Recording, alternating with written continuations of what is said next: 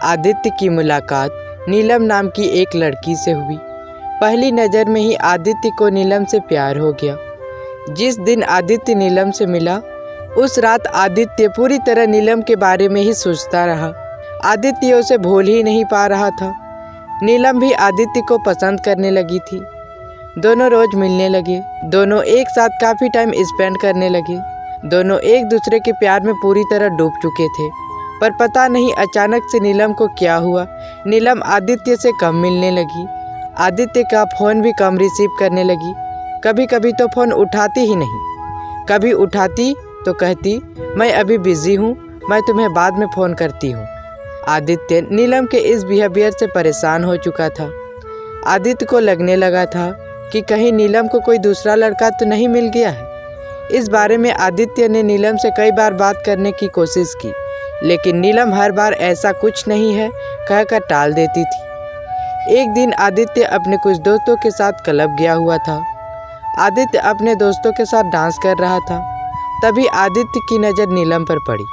उस दिन दोनों में बात नहीं हुई थी। नीलम लगातार बहुत ड्रिंक किए जा रही थी। आदित्य ने ध्यान से देखा तो नीलम ही थी।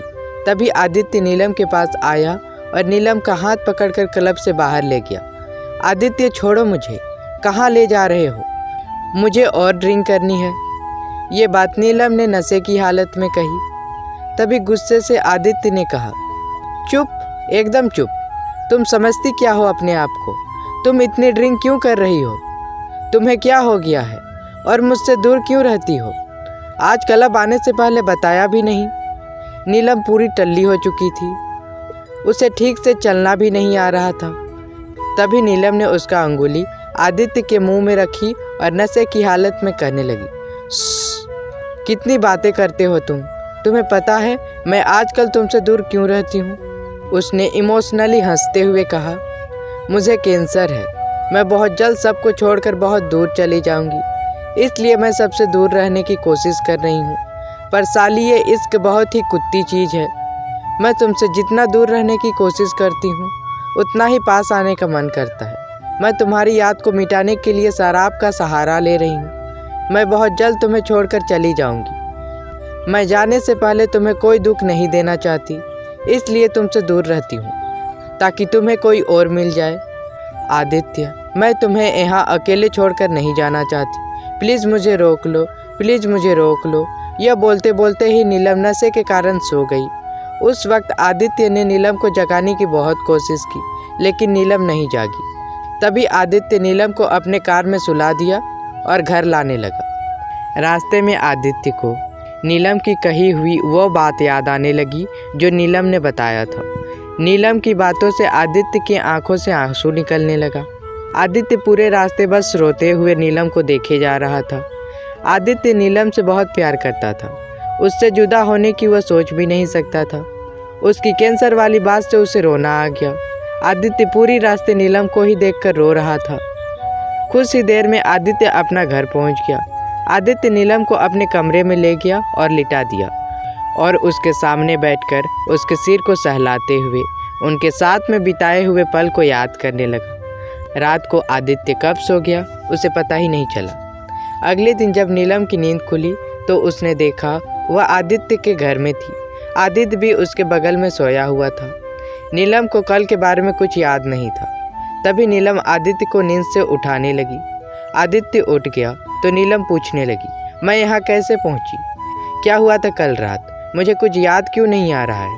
तभी आदित्य ने बताया, कल तुमने बहुत ज़्यादा शराब पी ली थी। तुम ठीक से चल भी नहीं पा रही थी, तो मैं तुम्हें यहाँ ले आया। वैसे मेरे मन में एक सवाल है, पूछूं? नीलम ने प्यार से कहा। हाँ पूछो। आदित्य ने पूछा, क्या तुम मुझसे प्यार करती हो? तभी नीलम ने कहा, यह कैसा सवाल है? मैं तुमसे ही तो प्यार करती हूँ। तुम्हें भी यह बात पता है, पर तुमने क्यों पूछा? आदित्य ने कहा, बस ऐसे ही। तभी नीलम ने अपना बैग उठाया और कहने लगी, मुझे जाना होगा, शाम को मिलते हैं। यह बोलकर नीलम जा ही रही थी कि आदित्य ने कहा, अगर तुम मुझसे प्यार करती हो तो कैंसर वाली बात मुझे क्यों नहीं बताई? कैंसर का नाम सुनते ही नीलम की आंखों से आंसू निकलने लगे। आदित्य नीलम के पास आया और नीलम को हक कर लिया और कहने लगा, क्या तुम मुझे इतना पराया समझती हो क्या तुम मुझे इतना पराया समझती हो कि इतनी बड़ी बात हो गई और तुमने मुझे बताया भी नहीं? मैं तुम्हें कुछ नहीं होने दूंगा। हम बड़े से बड़े डॉक्टर को दिखाएंगे, फिर भी तुमको ठीक करके रहूँगा। तुम जानती हो तुम्हारे अलावा इस दुनिया में मेरा अपना कोई भी नहीं है। पहले ही सब मुझे छोड़कर चले गए हैं। बस मैं तुम्हें खोना नहीं चाहता। उस वक्त नीलम ने आदित्य को टाइट हग कर लिया और रोने लगी। उस दिन आदित्य ने नीलम को मना लिया कि वे दोनों एक साथ ही एक ही घर में रहेंगे। आदित्य का मानना था, पता नहीं आगे क्या होगा, भगवान के आगे किसकी चलती है, इसलिए मैं तुम्हारे साथ ही रहना चाहता हूँ। नीलम भी आदित्य के साथ रहने के लिए मान गई। उस दिन से दोनों एक साथ रहने लगे। आदित्य ने नीलम का जॉब छुड़वा दिया और कहा, तुम जब तक ठीक नहीं हो जाती तुम कोई काम नहीं करोगी। एक बार तुम ठीक हो जाओ और तुम जॉब में वापस जा सकती हो। आदित्य नीलम का इलाज कैंसर के सबसे बड़े हॉस्पिटल में करवाने लगा। आजकल तो डॉक्टर ने कैंसर का इलाज भी निकाल लिया है। 1 महीने में नीलम ठीक होने लगी। कुछ ही महीनों में नीलम बिल्कुल ठीक हो गई। एक दिन नीलम इमोशनल होकर आदित्य को कहने लगी, थैंक यू आदित्य, मेरी ज़िंदगी में आने के लिए। तुमसे अच्छा बॉयफ्रेंड तो मुझे मिल ही नहीं सकता। अगर कोई और होता तो मुझे कब का छोड़ दिया होता। मेरे ऊपर यूँ इतने रुपये पानी की तरह खर्च नहीं करता। अगर तुम ना होते तो मैं आज इस दुनिया में नहीं होती। तुमने मेरे लिए बहुत कुछ किया है। मैं ज़िंदगी भर तुम्हारी एहसानमंद रहूँगी। कैंसर के चंगुल से बाहर निकलने के बाद नीलम ने आदित्य से शादी कर ली और दोनों एक साथ रहने लगे। कुछ ही सालों में उन्हें एक बेटा हो गया।